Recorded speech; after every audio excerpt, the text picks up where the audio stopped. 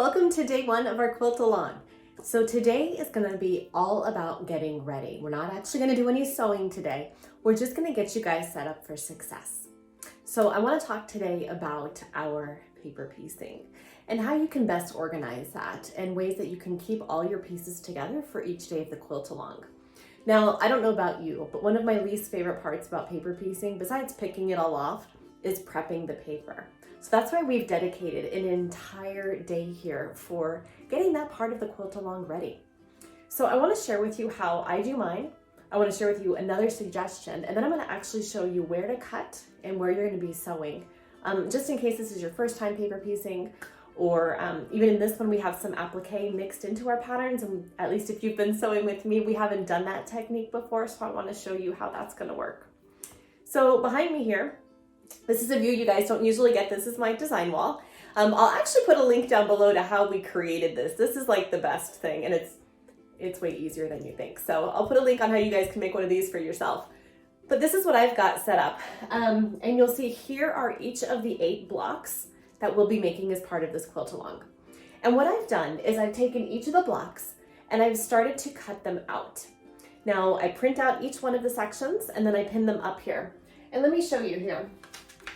So to keep them organized, I actually even printed out a picture of the quilt and I just cut out the main picture that goes along with the quilt for that day. I did all in black and white, makes it easier on the little quilt pieces so you don't have to waste any ink. And then that way I can even see visually which section goes with each block. So, you know, this is our fig tree. I've got a little picture of my fig tree here, and here's my fig tree pieces. So I'm going to take you guys over to the cutting table and we're going to take a closer look at this pattern and how we can put this together. But you'll see once I'm done cutting those pieces out, those pieces are going to come right back up here. And this is actually the order that the blocks will appear on in the quilt itself. So it's going to be really nice when we're doing this quilt along, right? So each day I can come up, I can just pull that section down, sew that block, and then put the completed block right back where it's going to go in the quilt. So design walls are great. If you don't have one, that's no problem. Here's another way you can keep your pieces organized. So you guys probably have a lot of quilt patterns in a binder. I know this is my binder. My son actually made me the cover in preschool. I love this so much. Q is for quilting. So I've got all my paper piecing in here for pattern pieces that I've made before or ones I want to make again. And I keep them all, you'll see here, just in these clear plastic pages. So this is a great way too that you can get a nice jump on your paper piecing before the quilt along actually starts. The sewing portion of the quilt along, I should say, because technically we started today. But you can get a jump on that by getting all these pieces cut out beforehand. I do recommend when you print them, print one day and then either cut that or bind that or staple that or something together, just so you don't get all those pages mixed up. It can be very overwhelming sometimes if you just click print on all 8 of those and then they come out your printer. And if they don't stay organized, those pages are going to get out of order and it's very confusing to try to figure out which pieces go with which day. So let's head over to the cutting table and we'll take a look at how we can cut these blocks out. So let's take a closer look at the pattern itself. So the pattern itself is going to print, depending on what size you're making, the 8, the 10, or the 12 inch on a varying number of pages, probably somewhere between 2 and 5 pages per block. And some of the pattern pages are going to be complete, where you're going to see all the blocks fit on one page. Other pages are going to be like this, where the pattern spills onto multiple pages. So we're going to talk about today how you can cut these out and how to tape them together, how to secure them together so that they connect as evenly as possible. I first want to talk to you about cutting versus sewing lines. So if this is your first time paper piecing, no problem. You're going to be taking your blocks here and you'll see there's actually 2 different types of lines on here. There's solid lines and then there's dotted lines. Your dotted lines are your cut lines and your solid lines are going to be your sewing lines. On tomorrow, on day 2, when we actually make our Palm Sunday quilt, we'll do a little bit deeper of a tutorial just for one day on how to paper piece. So again, if you're new to paper piecing, don't sweat that at all. But just so you know, for cutting these out, you're going to be cutting on these dotted lines, not on the solid lines. Now this is the one I wanted to share with you because this pattern is slightly different than some of the others. There are 2 days in this quilt along, both when you're doing the fig tree and then on Spy Wednesday, when you're gonna have actually an applique piece as well. So we'll be foundation paper piecing the bulk of the block and then appliquing at the very end. And you'll see the applique is different because it has a lot more of those curves on there. Again, you can see this one stands out pretty easily. This is the tree. So let's talk a little bit too about cutting and securing our pieces together. I am one of those people who uses my scissors for other things than fabric. So if you're like me, you can use your fabric shears to cut your paper up. If you have a separate set of shears that you use only for fabric, keep those for your fabric, and you can use paper shears for paper. Now, in terms of putting your blocks together, I would recommend wall-safe tape. This is different than like a heavy-duty packing tape. A packing tape is going to be a lot heavier for your needle to punch through, a lot harder, and it's so thick because it's meant for packaging that it's really going to gum up your needle. Whereas wall-safe tape, this tape is obviously sticky enough that it holds things together, but because it's meant for being on paint, it's not very adhesive, so it's not going to muck up your machine at all. Now, you can also use a glue stick. I have lots of folks who like to use glue sticks on their paper when they attach the pages together. Again, as you can see, like because this one flows over, they need to be connected, and you can use a glue stick as well. So let's go ahead. We'll cut out today's block, and then we'll talk about how to put these together. Just some quick tips for you.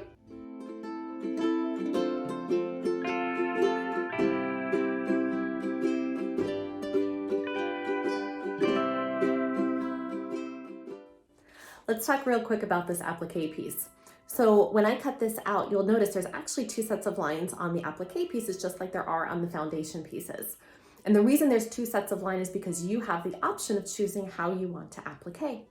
If you're going to do a turned under method of applique, where you're going to do it by hand and you're going to turn that edge under, you're going to want to cut it out on the dotted line. That's how this one is currently cut out. If you're going to be doing a rough edge applique, that's probably what I'm going to end up doing. I wanted to leave that option just in case I change my mind. But if you're going to do a rough edge applique where you actually stitch on the fabric using your machine, going around the edge of it by fusing it down, you're going to actually want to come back and you're going to cut on the black line, the darker black one. And that'll take off this 1/4 inch allowance that you don't need because you're not going to be turning it under. Let's head back over and start putting our pieces together of those pages that printed across. So let's put our pieces together. So I have two pieces here from that same block we just cut out for our fig tree. This is the grass. Here's our tree trunk. And you'll see I have my A blocks here, and they need to come together. Now, the way you join them is you'll see there's going to be a little dotted line, different than the ones you cut out, because this one will cross through, and it's on the edge of that paper. It crosses through the pieces. That's going to be the line you use to line it up. So you'll want to take this piece, and this line is going to go directly over this line. Now you can either line them up this way, or you can actually come and you can cut this off. That's another way to do that. Just trim that line right on the line, and then you're gonna line it right up there. I find that to be a little bit easier. It's gonna be personal preference, whatever works best for you. Now, in terms of using your cutting table, I recommend that for straight edges. So especially when you have these long ones, you'll see if I come here and I try to line these up and I'm like, okay, that looks good. You'll see if I hold this still here. Now I kind of exaggerated this one, but if I put this here, you'll see if I line that side up, this one's kind of crooked. It's not actually straight. So what I recommend doing is taking your first piece and, finding a line on your cutting table and lining that up. You'll see here's my line here. Especially again, let's just put this back on for pretend. Stick this guy here. So if we had left this on, this is where this cutting table comes in and everything is so much more exact. You can line it up here across the top, and you'll see my line here and now is perpendicular with this 1/4 inch line here. Now I've got my other piece. I'm going to line same thing right here. I'm going to line this across the top, and now you'll see that is perfectly matched. So now this is where you can come back and you can either glue base that down if you want to use a glue stick. That's fine. Again, I like to use just wall-safe tape, so I'm going to stick some wall-safe tape on there. And now my piece is perfectly straight and perfectly lined up. And with that, you're done with day one. So you can see I put my fig tree back up here where he belongs. It'll be great because once I need to sew that block on that day, I'll just take that down, stitch the block up, probably rip the paper off, put it back up, and then he's ready to go. So I wish you guys good luck in cutting your pieces. If you have any questions, please feel free to reach out. You can just click reply to the email, or you can reach me at faithandfabric@yahoo.com, and we'll get back to you on your pieces. We'll see you tomorrow for the next day of the quilt along.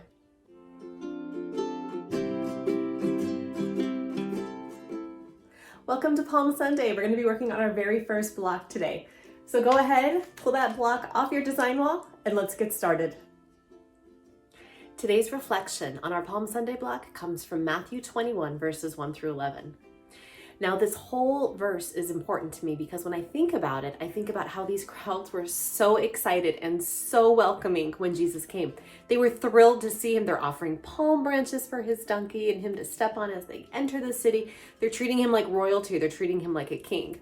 You know, today we talk about rolling out the red carpet for people when there's a special person coming. And back then, you know, they didn't have a red carpet to roll out. So they put down what they had, their coats, their jackets, and palm branches. A tradition we keep at a lot of our churches today. But what's really interesting and what we're going to be working through this week is how that crowd turned so quickly on Jesus.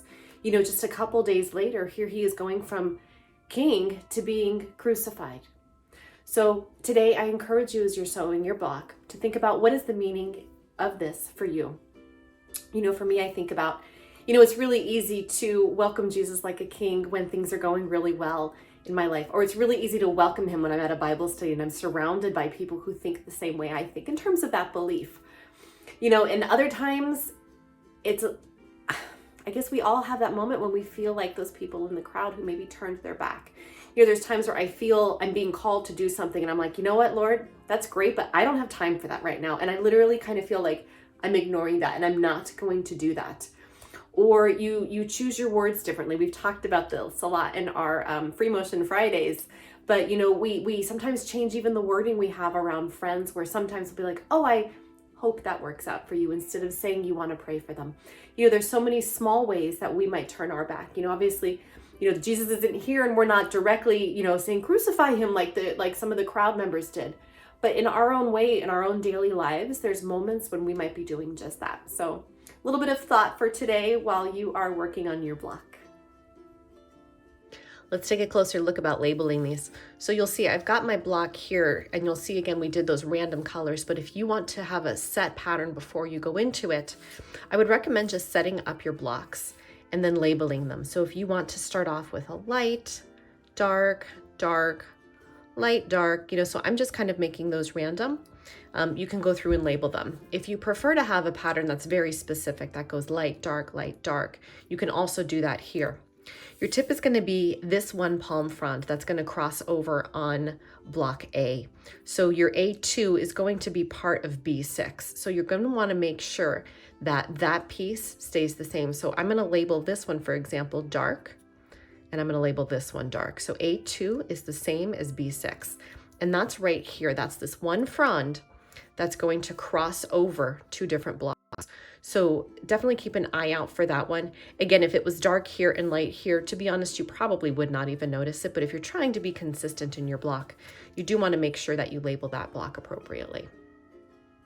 Since today's our very first day sewing, let's talk about getting some of those logistics out of the way. So I'm doing all of mine in Kona solids, and this is what's reflected in that table on page 5 in the main Holy Week quilt. So I'll pop an image of that over here, and you'll see I've just gone through and I've just pulled out those colors that tie into the first block based on that table. And I've set all those other fabrics aside. Now these are the same fabrics that you're going to see in the actual table within today's block. That's going to be on page 5. I'll put an image of that over here. So again, I recommend pulling all those out, and again, set those other fabrics aside so you don't get them confused. Your second thing for today here in terms of sewing is I've got all my little pieces here ready to go. I want to talk about how these are laid out. So if you look at the image, I'll put an image right here for you. If you look at this image, look at piece H, and here's piece H. So these are going to be the same image. These pieces of paper reflect the image that's over on the right. This is the paper side, and you'll be able to cleanly match up where piece H is in terms of, you know, what colors go where based on these two images.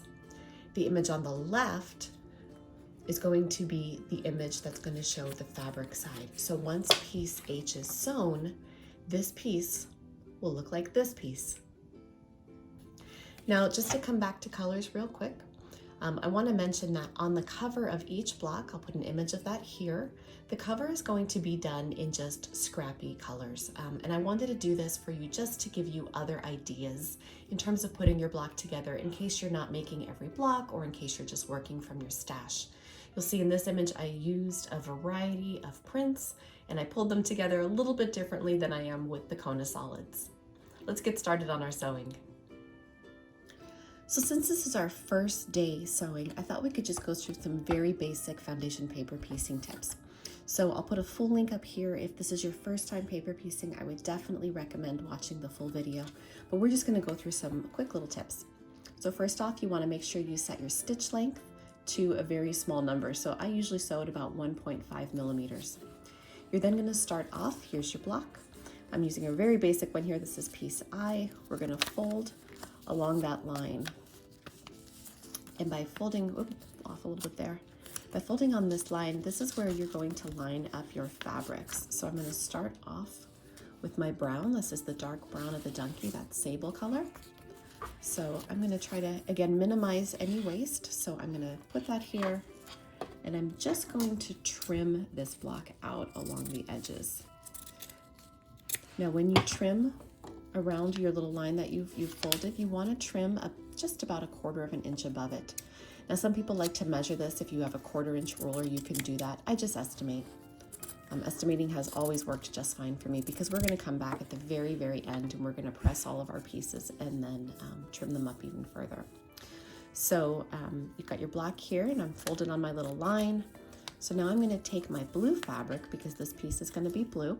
And with that piece folded down, that's already telling me where I need to have the blue. So you'll see, getting over a little cold here. So you'll see as I line this up, my blue fabric is going to come wherever this fold is. So I know that if I try to sew this way, you see how my blue is hanging over the edge? I'm not gonna have enough room to actually capture all the fabric. I'm gonna run short. So you wanna make sure whatever you folded over is fully covered. So I'm gonna slide that back in. I don't wanna pick up too much of that grain. Again, some of that will get caught in that 1/4 inch we've got. So I'm gonna sew right here. So I'll come down, you just kind of slide some of those little extra fabrics away and we will stitch right through. So I've got a nice foot on here that has an open toe so I can see where I'm sewing.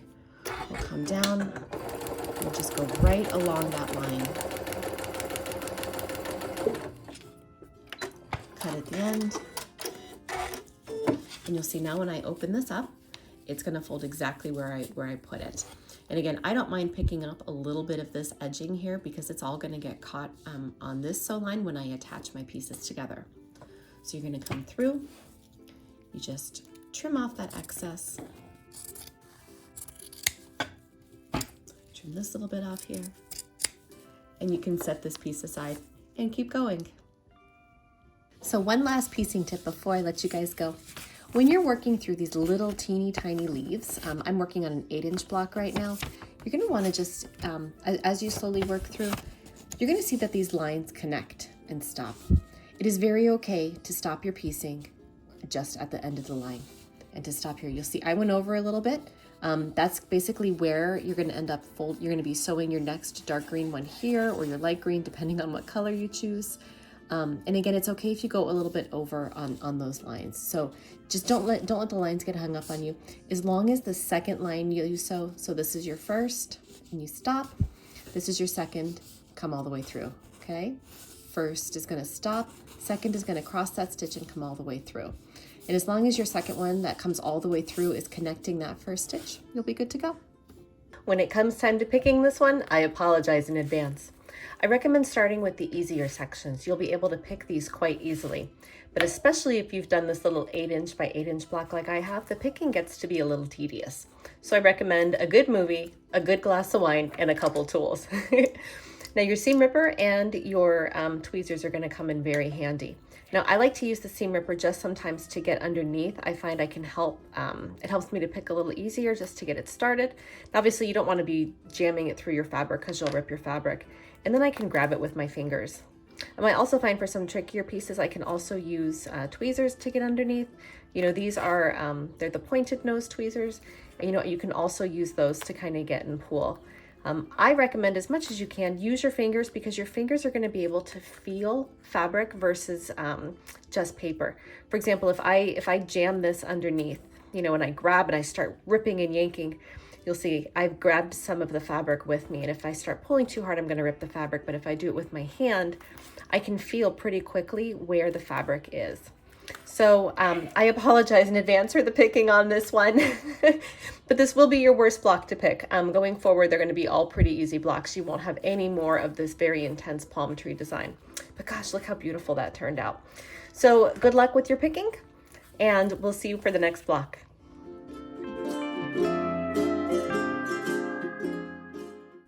Hey guys, welcome to Holy Monday.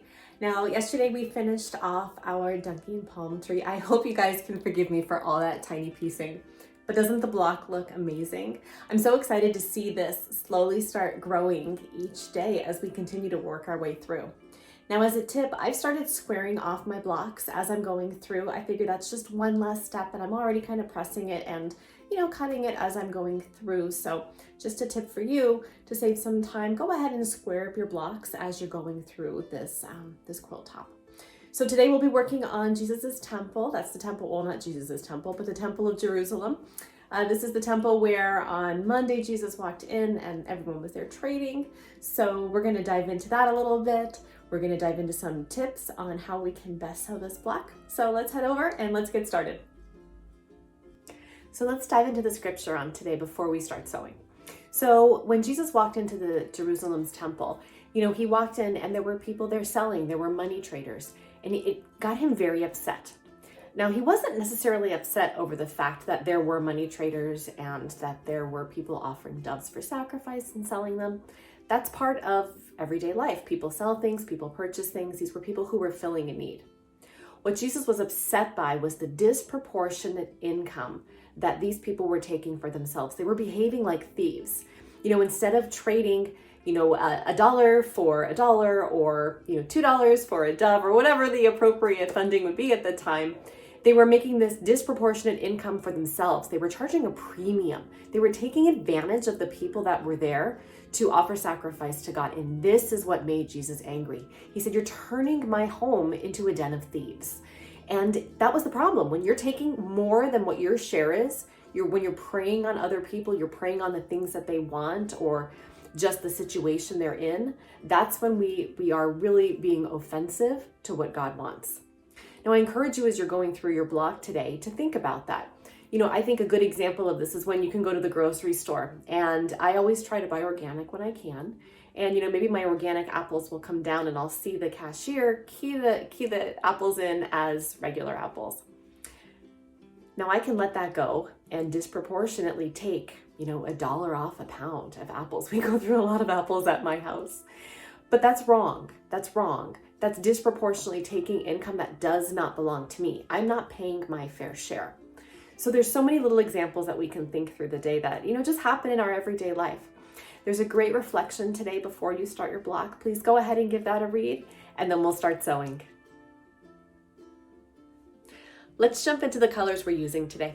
I'm going to put a picture of the block we're making right here, and you'll see these are the 6 different colors we'll be using. We'll be using blue in the sky. We'll be using the tan on the doors, like wooden doors. We have light green for the grass.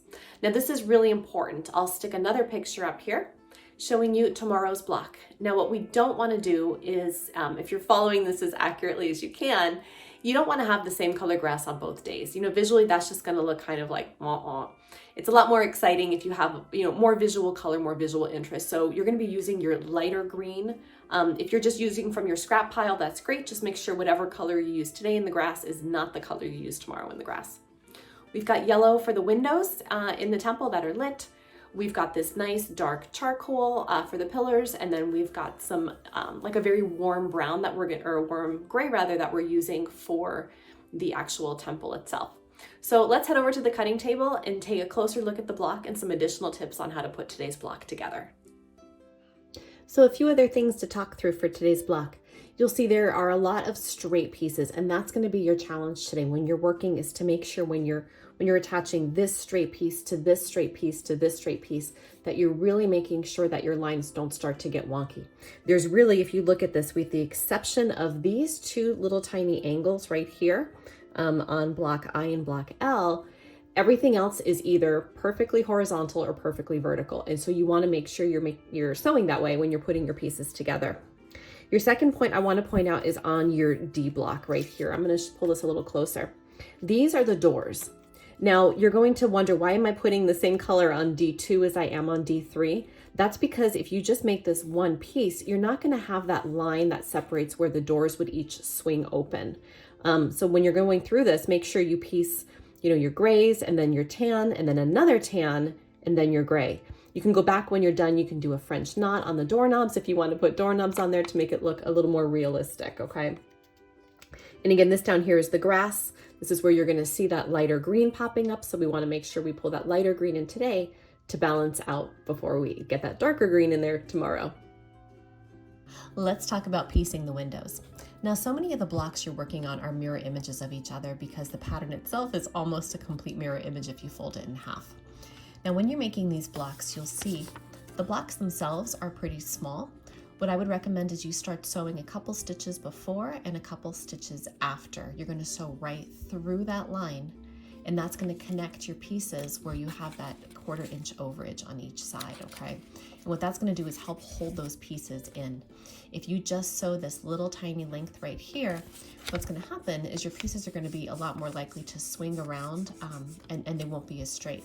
Because remember, we talked about, because this whole block is literally either horizontal or vertical lines, you're really going to notice if some of these pieces are skewed.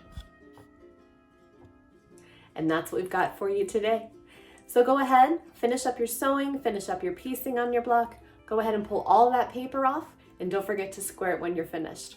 We'll see you again tomorrow to work on Holy Tuesday.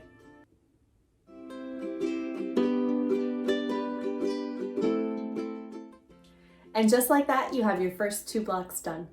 Welcome to Holy Tuesday. Today's going to be the first day we work with applique. So we'll be walking through some processes on that. I'm also going to link a video here for you if this is your first time doing applique. While we'll do a brief tutorial today into it, if this is really your first time, you want to spend a bit more time really understanding the process, as we're just going to give a real high overview of it today.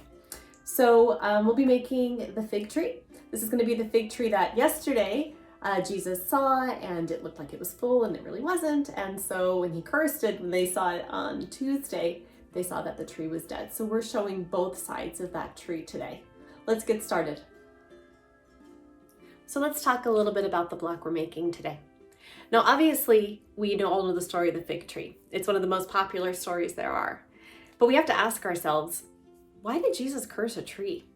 If you follow the story and you dig into it all, you'll learn that it wasn't even the season for the tree to be producing fruit. And Jesus would have known this. So if it's not the season for the tree to be making any fruit, why did he get so upset? Now, he wasn't hangry, I'll tell you that much. What he was trying to do was obviously teach a lesson. He was always using opportunities like this to teach people around him. And he was using the tree as an example of Israel. Israel at the time, not everyone, but there were people in Israel who were feeling a little too proud. They looked like the tree. They looked like they were just these perfect disciples of God. They were doing exactly what God wanted to on the outside. That's like the tree. On the outside, the tree looked beautiful and green and fluffy and ready for, like it should have fruit. But the tree wasn't bearing any fruit, and neither were these people. When you just live your faith on the outside, when you look like you do the right things, or you look like you might say the right things, but you don't have God in your heart and God isn't behind what you do, then it's not going to matter. And you're going to end up a lot more like those people who are just, they look perfect on the outside, but inside they're very, very empty. So before you start today's block, I encourage you to read the devotional that's in your handout, and just take a few moments to reflect. So let's take a jump in, and we're going to start looking at some tips on how to make our block today.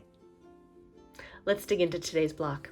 So you're only going to need 4 colors. You're going to have your grass, your tree trunk, your fluffy tree leaves, and you're going to have your sky. So your block itself, you'll see, has a lot of piecing on one side. This is going to be the dead tree side, the cursed tree side. And then this is just going to be the side where your applique is going to end up. Remember, this is the reverse side. You're actually going to end up flipping this by the time you're done sewing. So I want to give you a couple tips. Your first is when you do your piecing over here, you're going to be combining a lot of pieces. Now you've been doing this for at least two other blocks. This is your third day. So you are maybe finding that when you piece, you tend to end up a little bit short on fabric because your piecing gets really tight, or you may find your fabric stretches. So if you're finding you're ending up with your fabric a little bit short, when you cut these pieces, cut your sky a little bit taller. Extend that piece over maybe 1/2 inch, and then that'll give you a little bit more play when you go to attach this side. That's your first tip there. Your second tip has to do with ease of piecing. So if you looked at that grass and you're like, Jen, I am not going to be making all of that grass, that's very okay. An easy workaround would be when you're piecing A2 and A15, just to make those solid green. So that's an option for you. When you think about it, if you don't want to piece all these individual blades of grass, if you got worn out on that piecing on day one, totally fine. You're just going to take your green and you're going to make basically, in essence, this whole section. Obviously it would be this side, but this whole section would just become green, and this whole section would become green. Now that will give you just a straight across piece of green, obviously, and you're going to lose some of that angular texture, but I totally get it if that's where you are today. The last thing I want to talk to you about is this applique piece.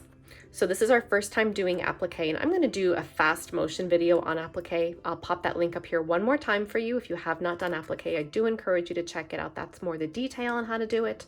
But since so many of you joining us are experienced at this, we'll just do this in fast motion. I did want to point out that this is different. What's different about this block is the printing that's on here is actually going to be the right side. So once your tree is done, this will be your fabric side of your fabric. It's going to go like this.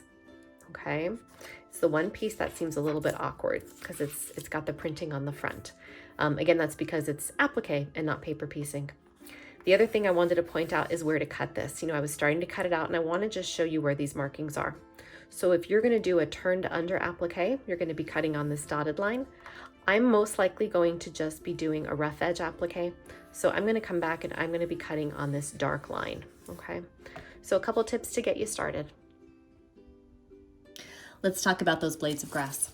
So if you get to this piece and you are not interested in making each one of those blades, here's how you can work around it. You're going to start with your brown on the back of your A1. That's going to be your trunk.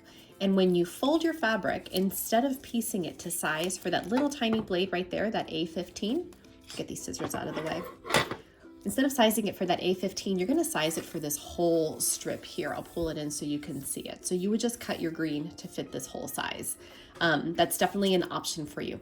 Now I encourage you to still go and piece these. There's 29 blades. I know that's a lot of little tiny piecing and a lot of paper to remove, but what this is going to do is it's going to give you a lot more movement in your quilt block. Today's quilt block does not have a lot of movement besides those branches and then the fluffy green tree leaf. It looks almost like a green cloud, right? But if you don't put these blades in, you're going to end up with just a solid green piece of grass. Again, totally an option for you, but I encourage you to give this a try.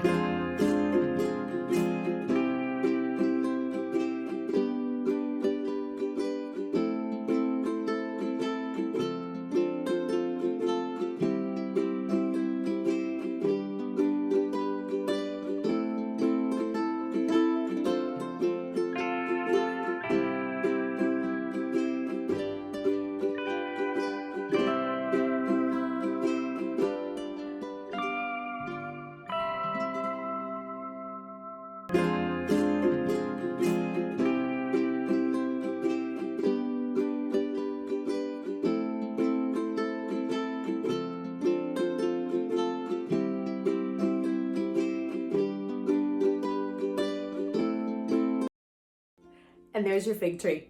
So as you guys saw with the applique, we sped that process up, but it's still pretty straightforward. Again, I've got a link up here. I'll repop it if you need some extra slow work on that, and no problem if it's your first time. We all need to start somewhere.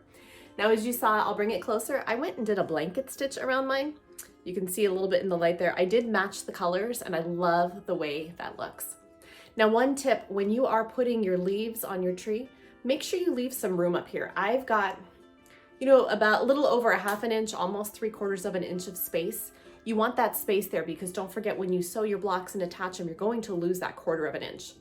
So if you put it too close, you are going to end up picking up those leaves. You definitely want to still see some sky. Another thing you'll see is the tree itself is split in half. Now I put this on here just in case you really wanted to play up the dead tree side. So you can make your tree like I did, all one color of brown, or if you really want the dead side to appear dead, you can use a darker brown on this side. Okay, the very base of the stump, I didn't want to split that down there because it just started to get into a lot of little piecing. But you can always split your trunk in half if you want. That option is there for you. And lastly, you can see that grass, how cool it looks. I know that was a lot of little piecing, but it looks really great. I love how it adds texture to our block. You can see the movement of the grass. And I like how the grass, kind of the little spikes in the grass, kind of echo the little spikes in the tree too. So super happy with the block. Hope yours is going well, and we'll see you tomorrow for the next block.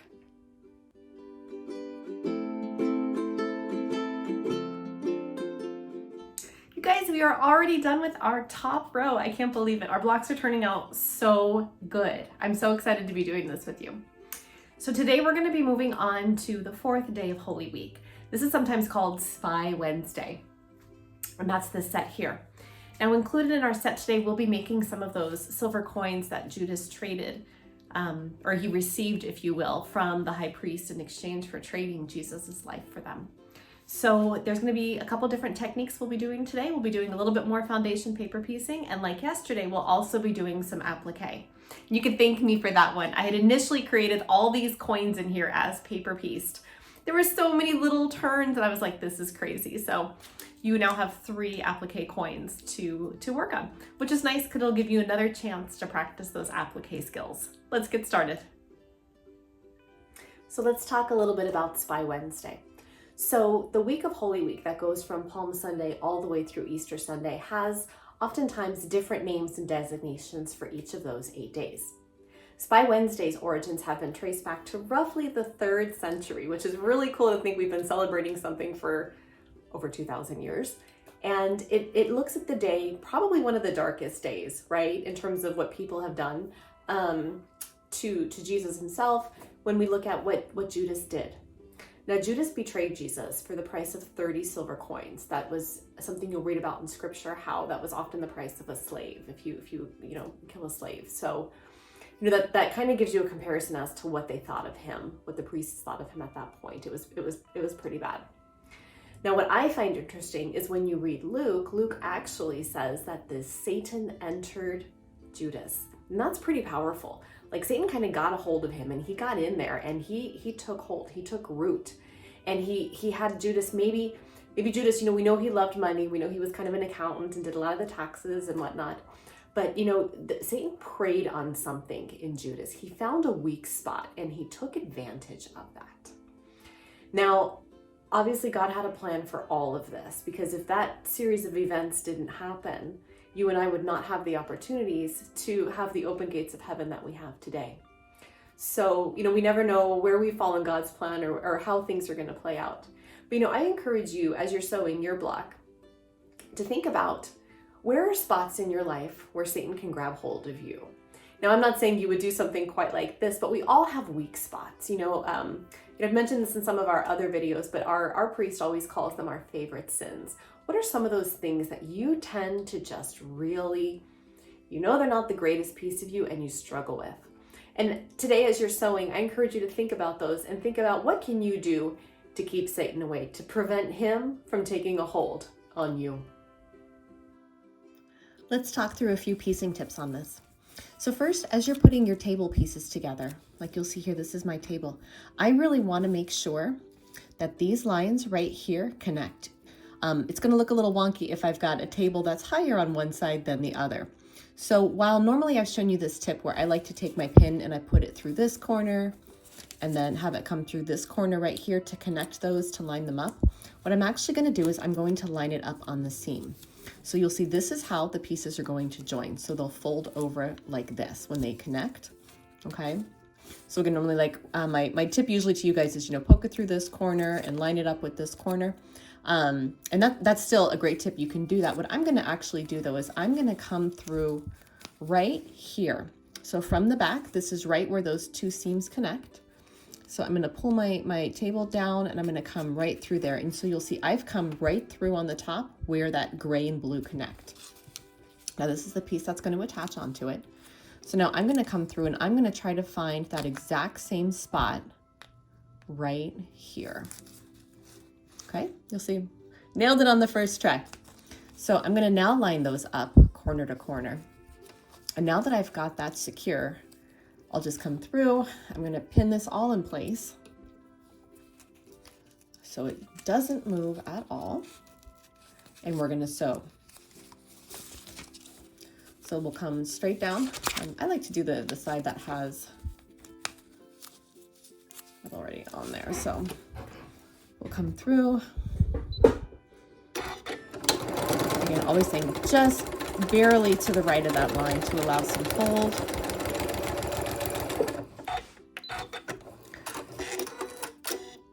And we'll see if we open this up, it now gives us literally a perfect straight line because you've lined that up right there. So this is a great little tip when you have lines that you really want to make sure that they're spot on, is instead of lining it up on the corners, which honestly should be accurate, but like for example on this corner, because we've used, we've attached this other piece, if we tried to line up this corner with this corner, it might be off a little bit. Here's a great little test. So you'll see if we poke through here, see it's just a little bit off. So that's why, again, I really recommend this little poke through where you want it to line up, pin it in place, or use a binding clip, bind it in place, and you'll be good to go. The next thing I want to talk to you about is how to attach your two main pieces. So you'll see I'm right here at the point where I'm attaching my bottom to my top. And this piece O is very narrow. Now you'll see this is the strip of the little bit of brown bag that we need to get in there where the tie is. And it's actually less than 1/4 inch. So what I want to share with you is how to make sure that you don't end up sewing it and getting it stuck, okay? So you'll see the first thing I've done is I've pinned my corners. So you'll see that was that little tip I showed you where you can pin one corner right through the corner on the other side. And I'm gonna mark this with my binder clip. And you'll see what I'm doing is I'm pulling this down. We're gonna sew this in the down position for now. We're gonna pin this in the down position now when we go across, and then we'll end up folding it when we actually press. So pin that one down. You're gonna come through and same thing on the other side. You see I've got my corner to corner lined up. I'm going to open that and I'm going to pin that one down too here with the binder clip. These binding clips just are great for that. And then I like to come in the middle as well. This is because we're pinning this all the way across. You know, I've got quite a bit of play here. If you're using the larger blocks, you're going to have even more play than I've got. And again, I'm just going to use that pin trick, put it through the straight line here on the top. You'll see I'm a little bit too far down on the bottom. We'll scooch that up just a touch. There we go, that's perfectly lined up. And now I'm just gonna take a pin and I'm gonna pin that one in place as well, just to make sure it stays. I don't want that to move. So now you can remove your corner pins. And now when you go through, this fabric right here, let me get that. This fabric right here will stay down when you sew it, and then you can fold it back through when you're done.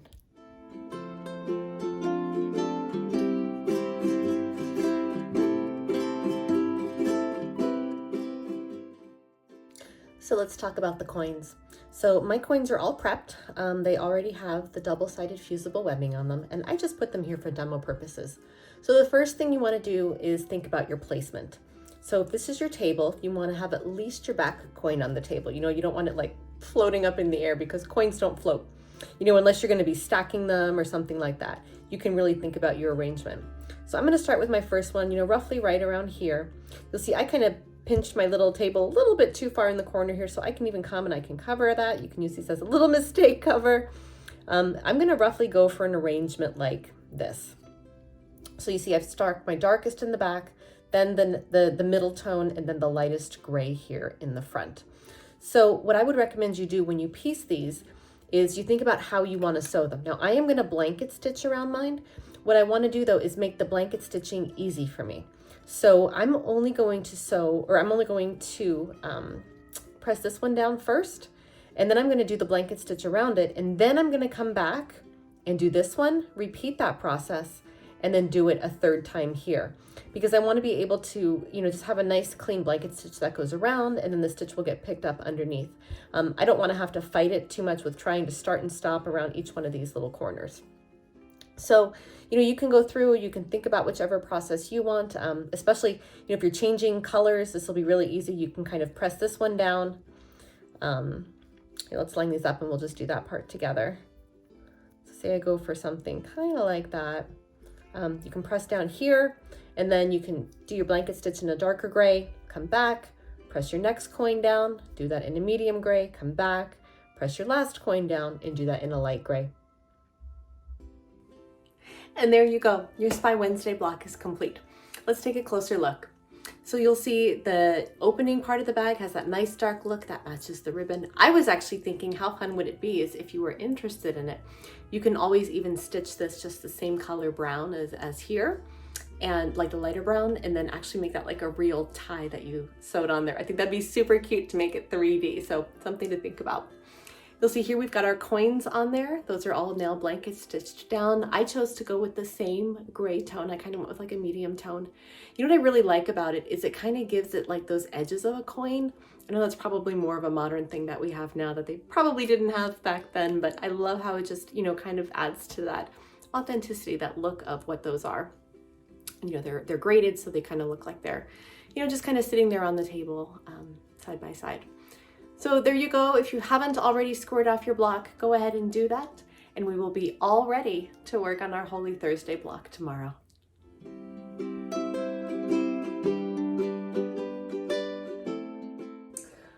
Welcome back to the 5th day. I cannot believe we are already halfway done. We've got 4 of our blocks finished, and we have only 4 more to go. So congratulations on making it halfway. Today we're going to be working on the bread and wine. This is going to be for the Holy Thursday dinner. So I was actually torn when I made this one because there's also the foot washing. So, we have a pitcher. If you'd like to make your pitcher full of water and make that foot washing aspect of it, you're more than welcome to. I'll be making my pitcher full of red wine.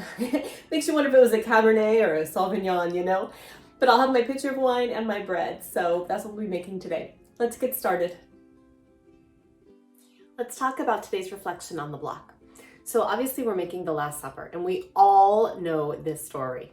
So we're going to instead focus on a little tiny piece of it that I found in Corinthians, and I really like this part. I'm going to pop it up here for you to read. For I received from the Lord what I also passed on to you.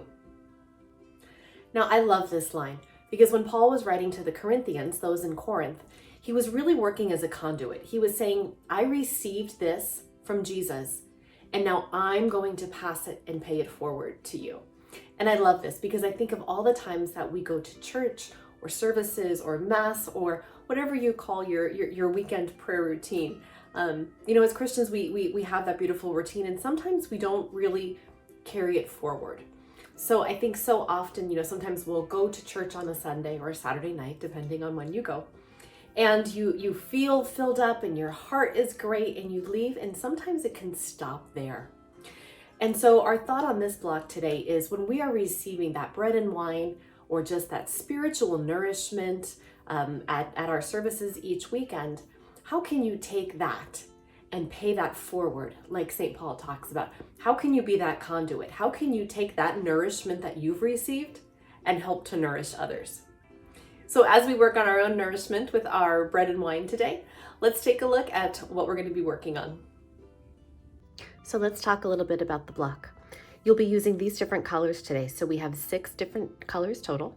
We'll be using that same gray that we used Monday in the temple. It's that medium gray.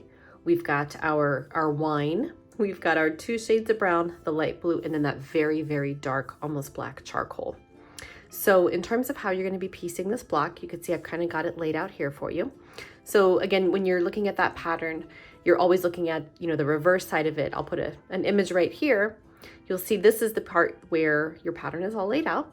So it's that reverse. Now I'm pointing that out because there's a couple pieces in here that I think might be helpful if you write on them to get started. So this is piece A, this is the top of the bread. On the inside of the bread, you'll see 2 little triangles, piece A5 and A6. Piece A5 is going to be done in gray. So you'll see I've marked a G on there. Piece A6 is going to be done in background in blue. So I've marked a B. Now this just helps when you're piecing, because a lot of the other colors, especially if you're printing these in color, are super intuitive as to what goes where. You'll see over here, I've also marked on here just to help myself. The light gray and the light blue are semi-similar toned.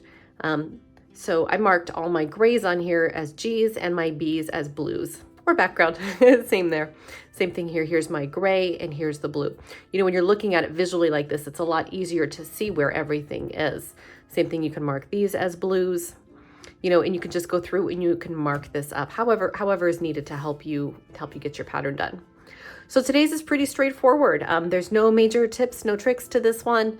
It's basic paper piecing. You'll see you'll have a lot of easy blocks. These are just blocks or pieces that are going to be cut as is. Some very basic piecing. You'll also have a flip side. You'll have a few intricate ones. So this one you'll be working on, that's the top of where the wine goes. You'll see that there's just a lot of little pieces on this one. That's what helps make that curve of where the wine sits.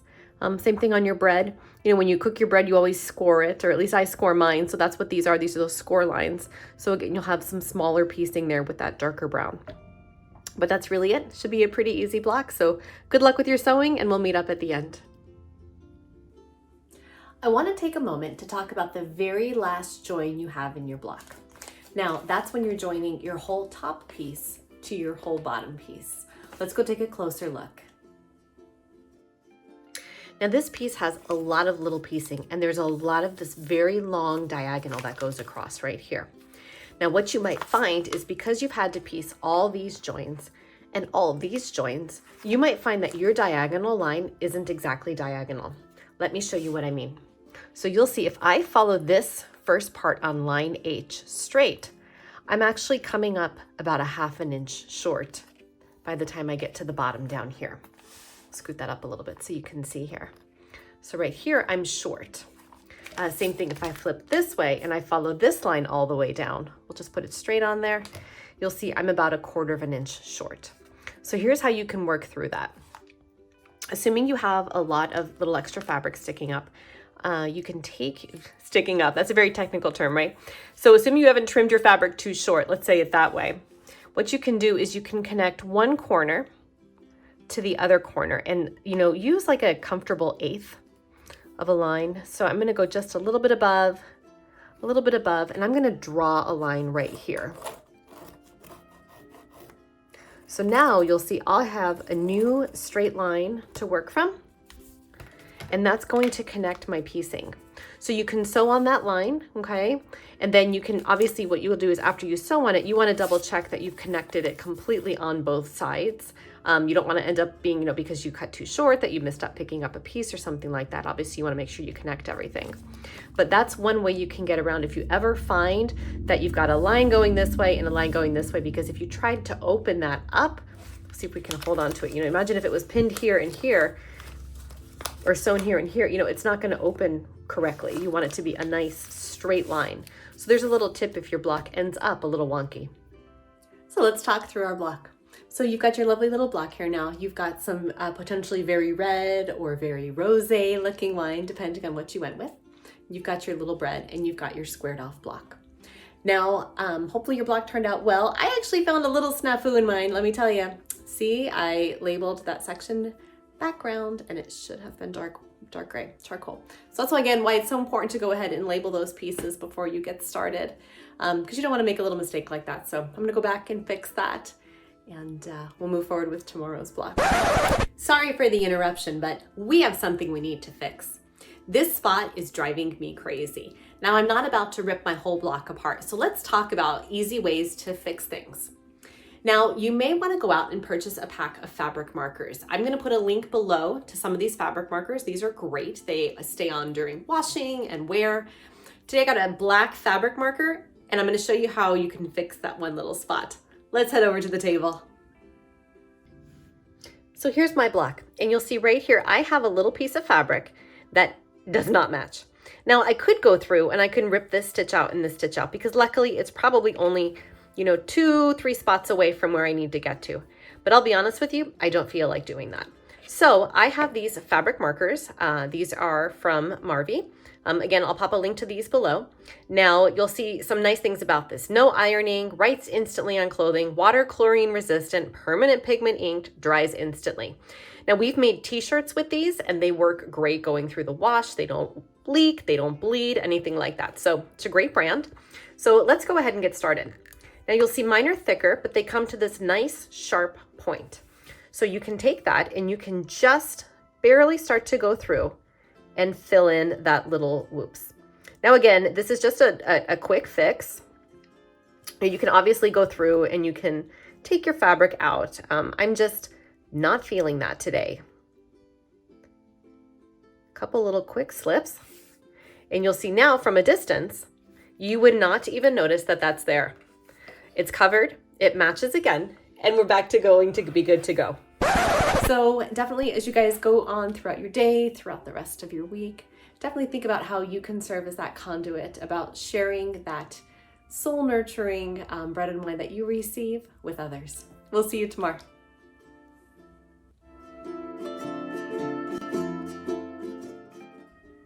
Welcome to Good Friday. We are already up to that bottom row and we're going to start working on our third from the last block. This is going so quick. So this is the block we're going to be making today. I actually have a full sample of this. This is at the 12-inch by 12-inch size. Obviously this one's done in prints, whereas so far all the others I've made are done in solids. But we'll be pulling this block together. This one's actually pretty easy today. There's not a lot of piecing. This one's all about the straight lines though. You'll see the horizontal and the vertical lines are really what your eye is going to catch if your seams aren't perfectly straight. So we'll go through a couple tips on how we can keep our seams nice and straight so we can end up with a nice polished block when we're done. Let's get started.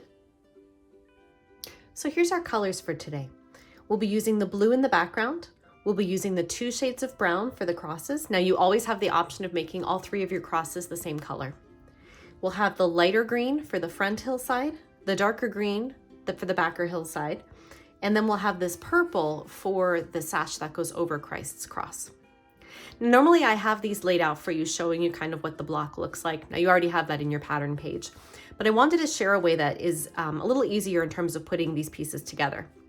With the exception of these 2 pieces, your S piece and your A piece, all of the other pieces are going to be mirror images of each other or come in pairs. So you'll see, for example, piece T and piece P are mirror images, and that's because this is respectively each side of the hill. You'll see here's the darker grass and here's the lighter grass that's on the ends. Same thing here. Here's part of the sash that goes over the cross. Here's one side, here's the other. So what I would recommend to you, just to, again, we talk a lot about muscle memory in the Free Motion Friday series, which I'll pop a link up here for you. It gets consistent and it's a lot easier to sew these if you sew them in pairs. So, you know, if you're working on piece Q, do piece U right afterwards, because it's going to be very easy to keep those same fabrics out. You know, along those lines, I'd also encourage you to try to do blocks that have similar colored fabrics. So maybe do all the ones first that are your blues and your browns. You know, you've got some solid blues. So once you get your blues and your browns out of the way, then do some of your blues and greens, then move to the combined colors. Because then you can start to put away some of your excess fabrics and you'll have a little bit less of a mess to work with. Now, in terms of making your straight lines, this is going to be really important when you sew these. Make sure you're really keeping your edges sharp. Again, I'll pull this one over here. This is one of those patterns where if you start to get a little bit whoops and you curve on your lines, you're going to really notice that your lines aren't perfectly straight. So you're going to want to keep, again, this is such a visual, you know, horizontal and vertical block. Try to keep those straight lines very straight as you're going through. Let's talk a little bit about alignment. Once you have your pieces all sewn and you're putting them together, there's very few pieces that need to be perfectly lined up. However, the sashing is one of them. So again, as you guys have seen in previous little videos here, I really like to use the pins to line things up. So in this case, you want to make sure your pin comes through this side and lines up with this side. Now, another trick you'll see on this one is you can also use the seams to your advantage. So right now, if I sew my seams like this, I'm going to get a lot of bulk right here because they're going to open this way. And you'll see that's already pinching very tight. So you can take your seams and try to press, you know, one this way and then one this way. And then they're not going to nest perfectly because The fabric is not intended to nest, but it will reduce some of the bulk that you'll be working with. So you can try to do that. So let's try to pin this one. So I'm gonna come through on the east side.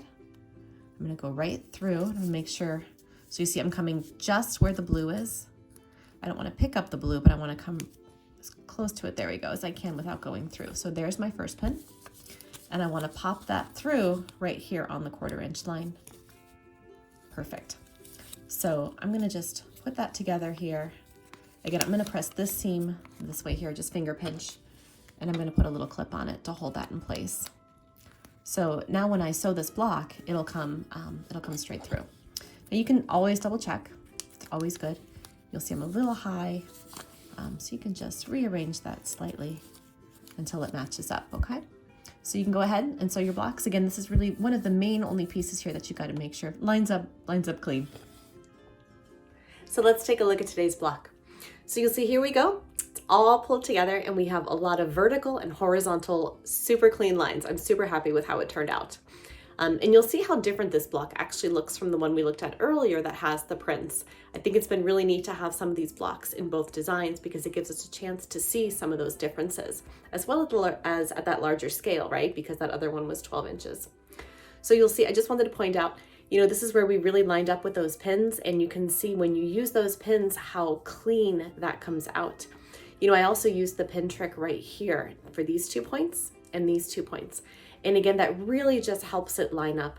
And again, by the time you go through and you trim your block, pull the paper off and trim it, you're going to have that little bit of extra that gets trimmed off. So it's worth it to line it up here and here. And then if you're off by just, an 1/8, a 1/16, you can always clean that up as you're trimming. So I hope today's block went well for you, and we will be back tomorrow with Holy Saturday.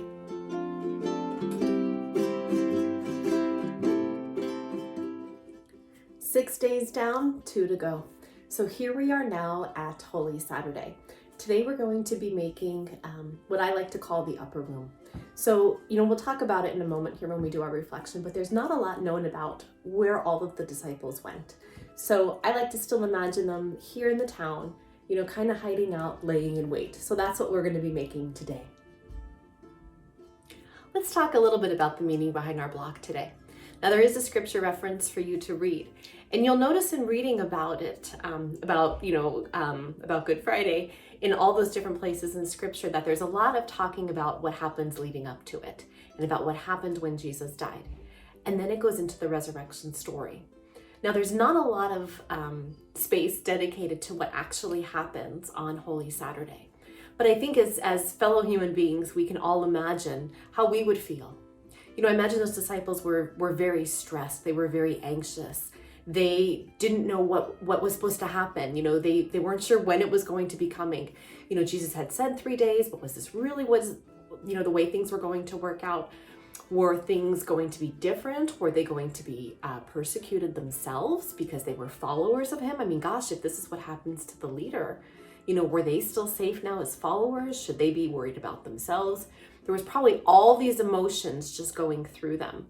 And so in terms of our block today, that's what we're going to be creating. We're going to be creating a block that shows the town. And in one of those rooms in the town, there's still those lights on at night because you can see them just waiting, waiting because they still have this hope. Now, in terms of ourselves, we know that all of us one day are going to experience death. Now, hopefully it's not for many years.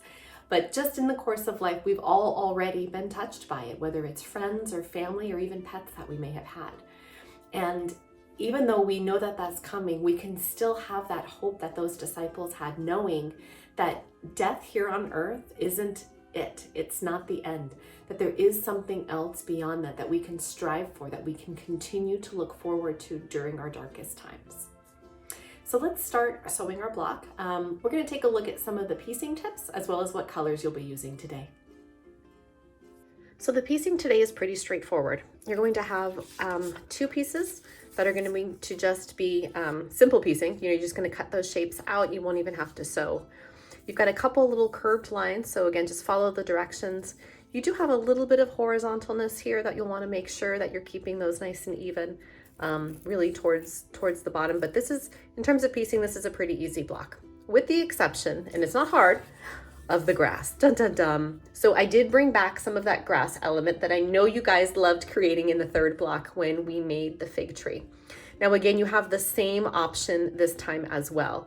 If you do not want to make these blades of grass, and I encourage you to do it because there's not many, you'll see there's actually less than there were in the fig tree. If you don't feel like doing that, you can make this whole section right here, the bottom of B and then the bottom of D. You can make both of those solid green, and that will still give you that same effect of having the grass rise up on the building. You may also prefer to make those brown so that the way the building itself, you'll see when it's here, comes down and just ends right here. So that's a design choice you can make, making them all brown or all the whole block brown or making the bottom green, or following the blades of grass. I'm going to be adding the blades of grass because for those extra 15 minutes to put those on there, it really does make such an impact. So let's talk about your colors. So you're going to come back to that nice deep charcoal. You'll be using that to darken out all the other windows because everyone else is sleeping. They're not up and worried. We have the yellow that is going to go in the top windows. That's going to be, you know, kind of signifying the folks that are awake, the disciples that are just concerned and, you know, just praying and hopeful. We've got our, you know, the different shades of gray. So we've got our medium gray for the building. We've got a darker gray for the door. We've got dark blue for the sky. This will be the only sky that's not the light blue, again, because we want to show nighttime. We have some brown we'll be incorporating into the dirt road, and then here's the darker green for the grass. Now you'll see all these colors automatically feel darker, and that's because not only is it nighttime that we're portraying, but this was probably a lot darker of a day too, as people were just, you know, laying there waiting and, you know, having some hope, but also just, you know, probably a lot of fear and anxiety mixed in. Let's get to sewing. Let's talk a little bit about piece I. Now on piece I, you'll see you've got 4 components of the building and then a little bit of sky. Now, when you get to this end here, you're gonna go, wait a minute, Jen, I can make this in one piece. Why did you break this into 2? And I'm gonna share that with you. So on the example I'm making, to keep it consistent with the page in your pattern, I've made this one piece. However, this building, because it is a stone building, would have been made up of a lot of different pieces of stone. So this is a great block if you want to add different shades of gray to mix and mingle. So you could have used a light gray here, a darker gray here, a lighter gray here, and a darker gray here. So you'll see that's one of the spots where you have that ability to overlap. Now you'll see if I grab one of the window parts, we'll just talk through an example.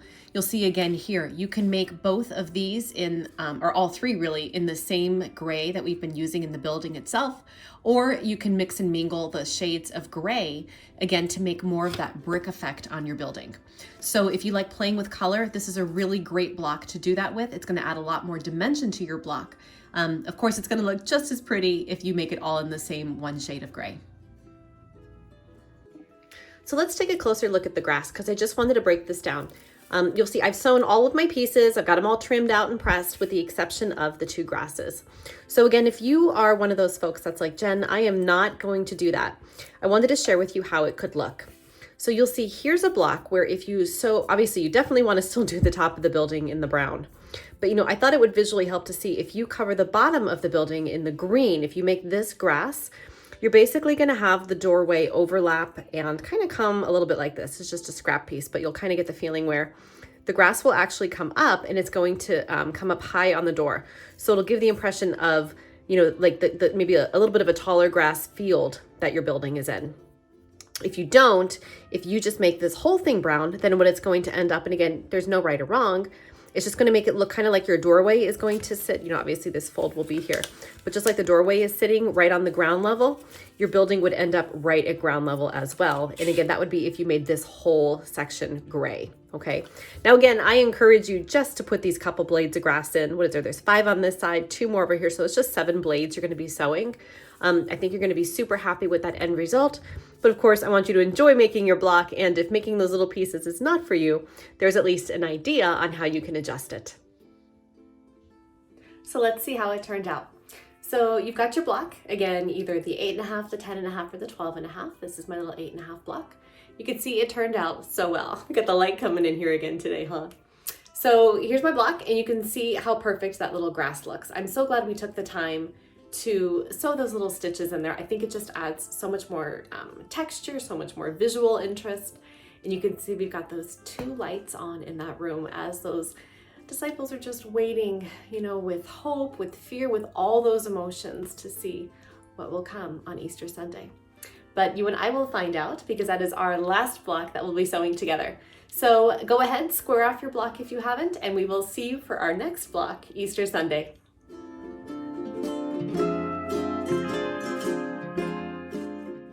We are almost at the end. Today we're sewing our last block, the 8th block, which shows the open tomb. He's risen. So it will be fun to work on this with you guys today. So this will be our last video showing you guys how to pull the blocks together. After this, we'll be showing you just one more little short snippet day of how you're going to actually go through and put all the sashing on to make your quilt top. Once your quilt top is done, the quilt is yours and you are free to quilt it however you like. Now we will be offering a masterclass on how to free motion your quilt, and the link to that is below. You'll see that'll be opening up in a few months, but you can go ahead and click over so you can start getting signed up for that. It's definitely a class you're not going to want to miss, because we'll be showing you how to put all that specific detail into each one of these blocks. But for today, let's get started on how we're going to be putting our very last block together. We all know the resurrection story. So we're not going to actually spend time taking a look at that, because I'm sure as you're going to Mass this coming week or next week for Easter, whenever it is that you're going to be hearing that story over and over again. Instead, today we are going to take a look at what it must have felt like for those amazing women when they went to the tomb and, expecting to anoint Jesus, found it completely empty. Now that was a total shift of plans, right? These women had probably spent the Sabbath, perhaps they were in that little upper room that we created yesterday. Maybe they were waiting, trying to figure out what was going to happen next. What should they be doing? They were coming up with a plan, right? And so often we like to have plans. Sometimes that's what I love about quilting, is I know what my plan is. I know what I'm doing next. And when our plans change, that can cause a lot of stress, a lot of anxiety. So you figure these women had just lost one of their closest companions, their leader, their teacher, and they've been planning to do this beautiful respect for him. They're bringing oils to anoint his body, and he's gone, he's missing. And now think about that in your everyday lives. Obviously, we have not been called directly to anoint Jesus, but there's times in our lives where something horrible happens, or sometimes something really good, and we have a plan with how we're going to deal with it, whether it be something good or it be something really hard. And we make all these plans, we figure out what we're doing, and we get there and we can't do what we expected. Our plan A has just gone out the window. And that's what happened to these women, so they had to quickly go to plan B. And their plan B ended up being an even better plan than plan A, if you will, because they were the first people now to take that message of Jesus having risen to the rest of the world. Such a beautiful role that they all played. And so but they didn't know that, right? They still had no idea that, thousands of years later, we're going to be looking back going, oh my gosh, you ladies played such an important role in getting that first message out that the tomb is empty and he's risen, hallelujah. And so many times in our lives, when we have to face plan B, I encourage us, all of us together, because I struggle with that too, to maybe take a step back, be flexible, knowing plan A is not going to work out. Take plan B in stride, knowing that there may be an even bigger plan that our small role has that we may not even be aware of. So our last block is not that hard of a block. Let's start first with the colors. Today you'll see we're working with very muted colors actually, because we're just making that hillside, showing the tomb and the rock that was rolled aside. So you'll be using some white for the burial cloth. You'll have blue as your sky. And then you're going to have lots of different shades of gray. If you were wondering before why you need so many shades of gray, this is why. So your very dark gray, that charcoal, is going to be the hillside itself. And then you'll be using your other 5 shades of gray. You'll see we have 5 in total. Those will become just different features of this block. Now you'll have things like the actual back wall, the front wall, the rock itself that gets moved aside, the boulder, the bench that he was laid on. Each of these are going to be a different color of gray, and that distinction is what's going to make those features of your tomb pop. If you were to make just the whole tomb in that one gray color, you would lose the dimensionality. I'm going to use that word there. You would lose that ability to see the depth that's actually in there. Now, in talking about the piecing is pretty straightforward. You'll see there's nothing too crazy. You guys can thank me. Your grass today is a straight piece of grass. There's no edging on this one. I didn't want to have you kill me on that. But that'll be a nice easy piece because it's just green. You'll see you'll be using just one of your shades of gray here. Now, one tip that I recommend for you, because you are working with all these 5 shades of gray, technically 6 when you count your charcoal. If you haven't already labeled which shade is which, make sure you do that before you start your block. It's going to make it a lot easier. You know, if you've just pulling from your stash and you don't have designated colors, go ahead and put the picture. I'll put a little photo of it right here for you. Take a look at the photo of what it's going to look like when it's done and start figuring out which one of these fabrics goes on which one of these spots. And again, you guys noticed last time how we actually took our pen and we would write down saying this is, this is yellow, this is blue. I would go through, I would number your fabrics. Again, if you haven't labeled them already, as 1, 2, 3, 4, 5 as they grade in color, and then come on your blocks and mark 1, 2, 3, 4, 5. Now, I don't know if that's where those go. I haven't looked at it. I'm just, for demo purposes, I would go through and really mark what's what. Now, printing in color does help. You'll see, for example, you can see already here on this page, here's a shade of gray, here's a shade of gray, and here's different shades of gray. So you've got some darker hillside, you've got some background of the wall on the side wall, you've got some more of the hillside here, and then you've got the back wall of the tomb. And that's because those are all printing in different colors, different shades of gray. So again, I just recommend it'll save yourself a lot of struggle. If you don't print in color, or if your printer is, if you're printing in light mode like I did, it's going to be very beneficial for you to go through and mark where you want those grays to appear before you start sewing. Let's continue diving into labeling your pieces. So I wanted to show you, we were talking just now about how you can label your pieces to make things a little easier for you. So you'll see here, for example, I've taken all of my gray fabrics and I've labeled them A, B, C, D, E. All the way through the alphabet because the grays are so similar. I've then gone through the pieces just like we looked, and I've gone through and marked which grays they are. So is it B, is it A, is it C?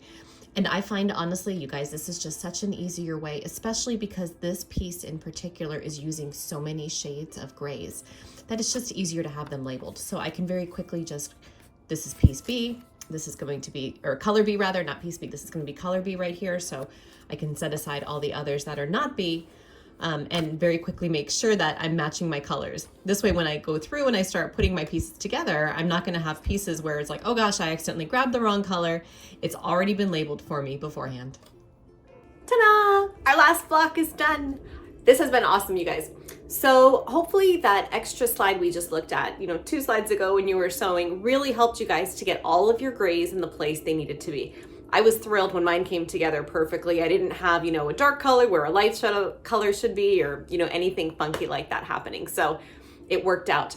I love the contrast of the walls. You can really feel like you can see that there's the boulder in front, and as you walk in, you've got the dark floor, the wall in the back, you've got the burial cloth here.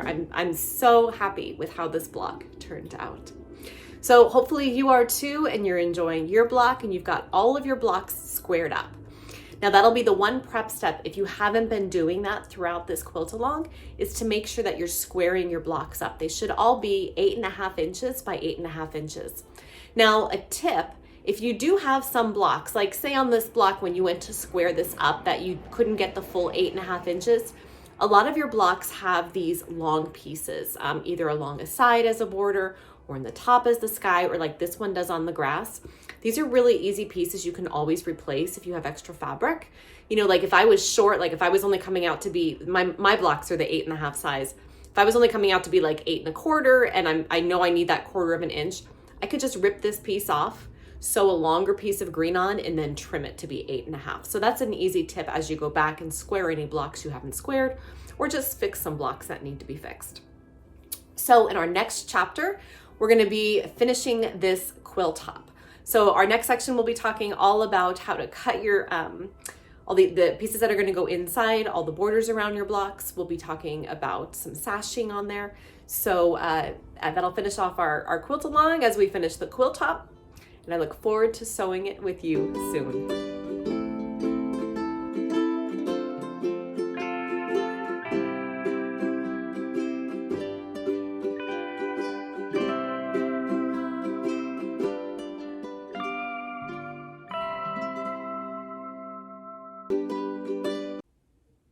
Well, we did it. We made all of our 8 blocks. Our very last step in finishing this quilt top is to piece all these blocks together. Let's get started. Today we'll just be using 2 colors. We'll be using white and we'll be using charcoal. Now the white is going to be used for the sashing in the quilt, and then our border is going to be done in this really dark charcoal color. Now I like the charcoal color for the border, but obviously this is your quilt, so you can use any colors you like. You'll also want to pay attention to the page in your main pattern. Now the main pattern is pattern 0. That you'll see there's a whole list. I'll pop an image right here so you can see what it looks like when you download them. But that very, very first one in there, pattern 0, is actually going to be the instructions for how to assemble this quilt. So you'll want to find the table in there that talks about either the 8.5, the 10.5, or the 12.5 inch blocks. That's the unfinished size. Obviously, once you finish them, they'll be 8, 10, and 12. And you're going to be cutting your whites and your charcoals to those measurements.